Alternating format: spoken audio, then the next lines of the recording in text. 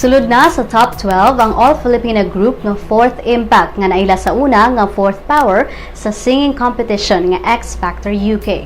Na-shock ang mga managsuon nga sila si Almira, Selena, Maylene ug Irene. Human sila gitawag sa ilang mentor nga si Cheryl Fernandez Versini. Ang managsuon nga unang gitawag nga contestant gikan sa group category.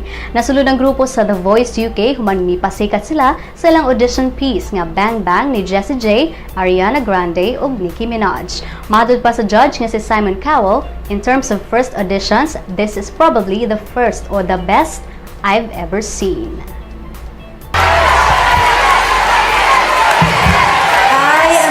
To be taken through to the live shows.